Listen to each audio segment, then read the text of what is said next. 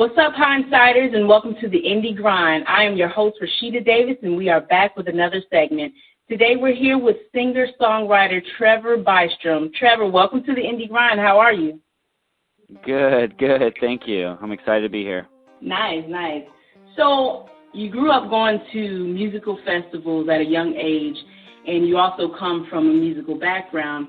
Is this what sort of directed you into the music scene? Not too much of the music scene. Where I'm from, I didn't really have too many connections and a lot of friends and family in the music. I just had my mom and my mom's twin sister were both singers, and they sang in a couple bands, but they didn't do too much. So I pretty much started from scratch when I started playing music. I had to get my own PA system and instruments and just started doing everything from the ground up. But yeah, we did visit a lot of festivals, and that's really inspired my music in general and stuff like that. Okay. So what is your songwriting process like? It usually goes, this is the main way. I usually get the music first, and I get the melody, and I kind of think of how this feels and what kind of song this is and what it should be about. Or sometimes when I'm singing the melody, I'll have a couple words that kind of say something, and then what can I make these words into? Then I just kind of knock around words within the chorus until kind of create a really catchy chorus melody or something. Maybe I start on the verse. I'm not sure. It just depends where the song is going. Then I kind of just keep on writing from there. If it's a chorus, I'll finish the chorus and start working on the first verse. Sometimes it might need to be the second verse, and I write the first verse. Just totally out of order. At some point in the song, I'll start writing from them, but it always goes from finding the music I want to it and then writing the words to the music that I think best fits. Okay. Have there ever been any songs where you actually did the words first, or is it always like that, the music first? I had a couple songs where I just kind of I didn't have an instrument. One time I was just sitting and work. I was actually volunteering at a vet emergency center, and there was nothing going on. I didn't have an instrument, so I was kind of just waiting for people to come in. So when I sat down, I went on the line and started reading poems and started doing a lot of reading, and then I wrote the whole song, Guest on This Earth, and it was on the back of my little planner. And then I was able to find chords and be able to make it into a song, and that's one of the only times that I've done that. I've done it a few other times, but nothing came out to be a song that I released and fully recorded. And that song, Guest on This Earth, is on my album called Water. You can find that online and stuff. Okay.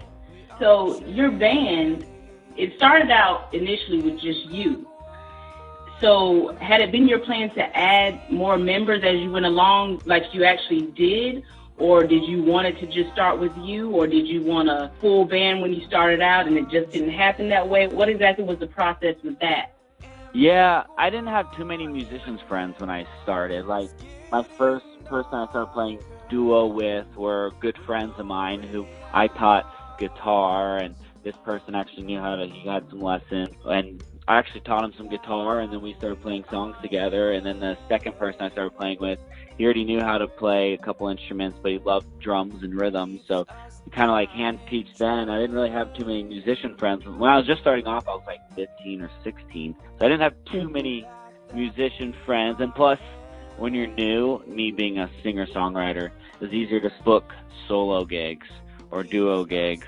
And when I start getting my music and name out there, I can start booking for more money and able to bring a little bit bigger piece band, so it can at least be a little bit profitable every single time. And then now I'm able to bring probably a 6-piece band somewhere and be able to make money, which is just the slow build that we're doing, and just adding one element in at a time. I think it's the right way, just so you don't overdo it all at once, and you can really put in time to really craft the music. And you craft it with 3 people, and then when you add in the 4th person, that's when you can kind of just compose that one extra part in there and kind of tell them what you kind of want them to do to be able to really complement the song well.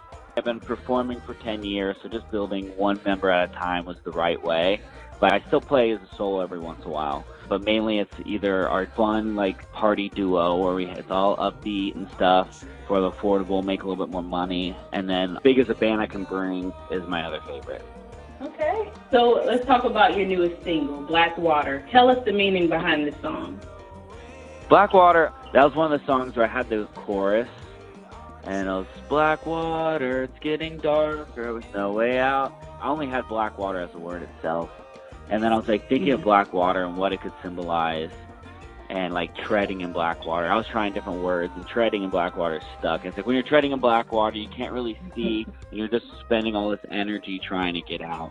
And I kind of symbolized it on how, like, if you have this type of government, whatever, the corruptions usually are made to kind of blind you, kind of like dark water. Like when it's really dark, you can't really see what's going on. You can't find a way out. It's like the corruption's meant to kind of blind and kind of be under the covers where you can't see it, and you're spending a lot of energy to try to break that corruption because it just kind of benefits a few instead of the most. And that's the way it is. So the whole idea of that was kind of bring out topics that happen. And it's like, isn't there something wrong with this? Like, I'm not really saying what's right or wrong. I'm just bringing up things that happen and saying we're treading in black water and it's getting darker and there's no way out and stuff. And then I have my buddy, Benny Maldonado, and he's from Puerto Rico. And he's actually from Chicago as well. And they're able to really introduce that Latin influence, which is really cool. So you get that Latin reggae fusion. Definitely. So Whenever I'm listening, whole song came out. Yeah. I definitely get that vibe, Latin and reggae, for sure. Mm-hmm. So what song is most requested out of all of your songs, from when you first started to now? I think the biggest request and the most reaction I get out of is Bahamas. Right now, at the moment, I'm getting the most reaction out of Blackwater because it's a new thing. I'm not sure if it'll overtake Bahamas, but it's always been a lot of people just love Bahamas because a couple years ago I released the whole album and people always just wanted Bahamas. And I would play that song at the shows and I could see a lot of people lip singing to it. It's a very catchy song, and I think that's the one that's popular. Okay. Could you describe one of your favorite performance venues? My favorite performance venue has to be the Blue Marlin. It was one of the first places I started performing about like 10 years ago. And it was actually a different name at the time. It was called the Back Alley. And now it's called the Blue Marlin, and I've been playing there for 10 years. And it's kind of like a little outdoor. It's a beautiful yard. They call it the Trap Yard. There's like crab traps in the background. We're on the stage, and there's always a good group of people always sitting there more quiet and listening and stuff like that, and I just really feel at home. It's really easy to just play music there, for sure. Okay. So now on the flip side, what's your favorite song to perform? That's always evolving and changing. I kind of have this mind that's like, things can go and get tiring for me as much as I play them. And Bahamas is not really the most fun for me to play and sing because it's more straightforward. It's not as intricate as like Blackwater when we go through different polyrhythms and like that rhythm change from more of like a swing reggae, and then we move into that. It's kind of like that's the stuff that's kind of fun, of course. And I have some new songs. I think more like the new is always more fun with me because it's just the new thing. But I always still love playing Bahamas and stuff. I always love playing music in general, but it's always a new thing.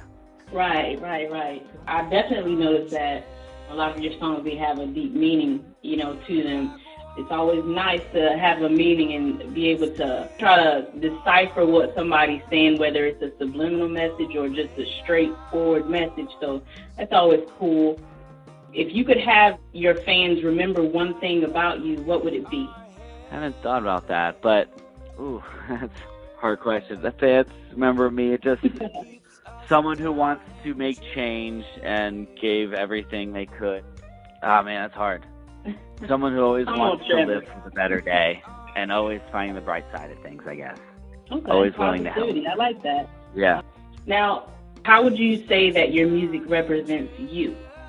My music is just an extension of me. So, like, pretty much whatever I love and what I'm listening to at the moment is pretty much like the genres and stuff and the grooves and the feelings and what I'm feeling and my moods and stuff like that. And usually a lot of the stories kind of interact with my life, and sometimes it goes off where I kind of write stories about other people, but usually the music is an extension of myself. Okay, I like that. Where do you think you would be if you weren't doing music? Where would Trevor be right at this very moment? What would you be doing? I'd probably do something in the medical field. My dad's a veterinarian, my brother's a veterinarian. Maybe I would work with animals, I'm not exactly sure. But I couldn't even imagine myself doing that. I love music so much, and thinking of being in the medical field or doing some of those types of jobs, just that kind of like, man, I'm so happy I'm not doing that. I'm happy I'm doing music.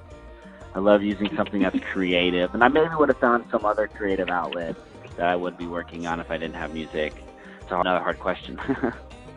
Okay. Well, with the meanings in your songs, I mean, you could look at it as saving lives. So whether you're doing it medically or musically, either way, you're saving somebody. Oh, yeah. So what's next for Trevor? Have any upcoming functions or concerts or anything? Yeah, we're going to do a couple things here in Florida, mainly in the Bradenton area. We'll be traveling up to St. Augustine. We have a show there. Traveling up to Georgia, another show. The St. Augustine's at Prohibition Kitchen. And then we're going up to Afton, Georgia, and then back down. And we have more on my music page on Facebook, Trevor Bystrom's Music. I usually post every single date we have there. Some of the bigger shows we have planned, we like to try to throw something different than just throwing, hey, here's music. We like adding other stuff in. Last time we had a guy spinning vinyl records in between sets when we released Blackwater. We have a lot of shows. We want to kind of throw like a party like once a month.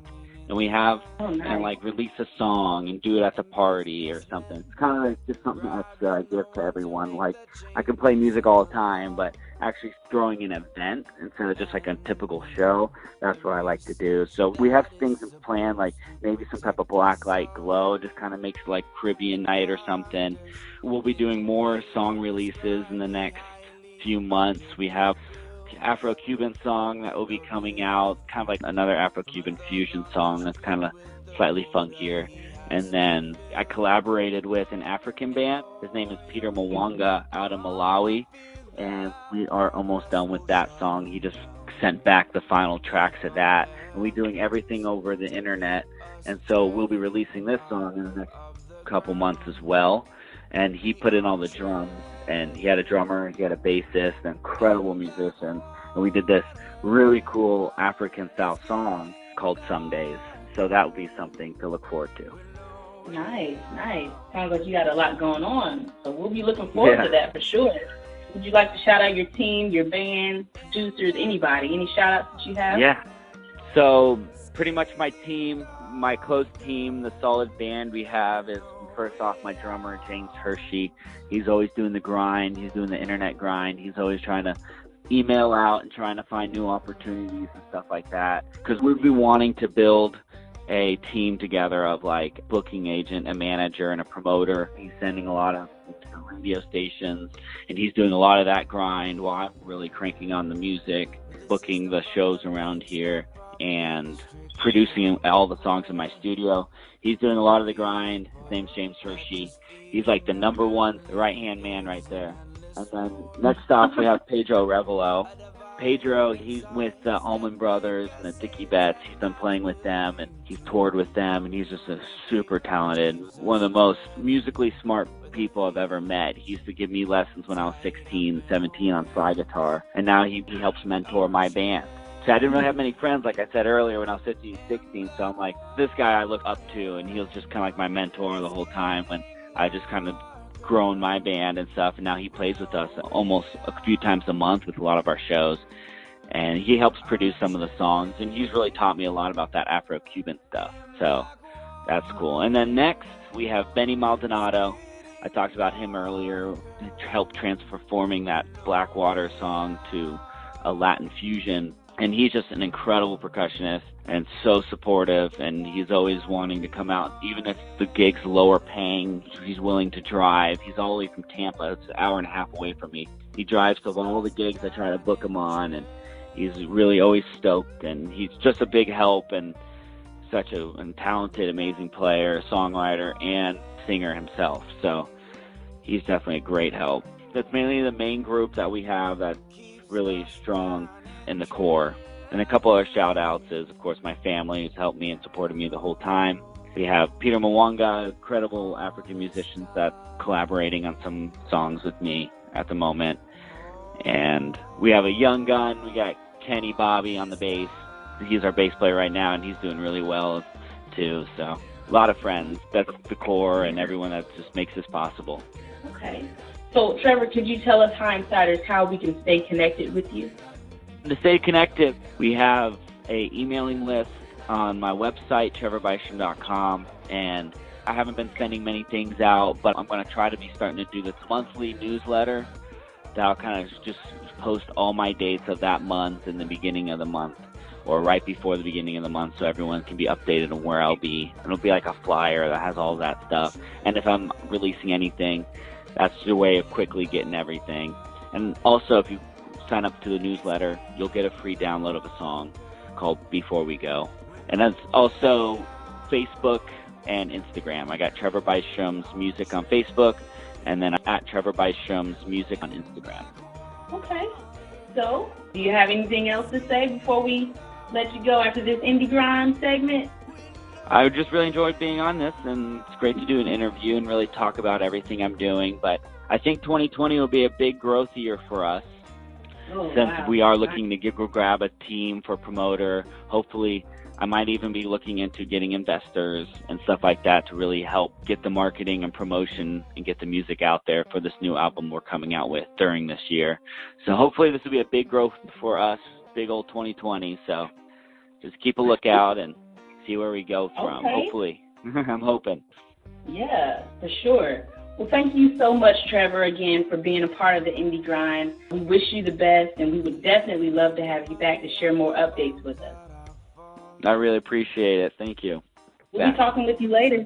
Sounds good. Thanks. Bye-bye. Bye. Well, Hindsighters, again, that was singer-songwriter Trevor Bystrom. Be sure to stay connected and check out his music at trevorbystrom.com. Also check him out on Facebook and Instagram at Trevor Bystrom Music.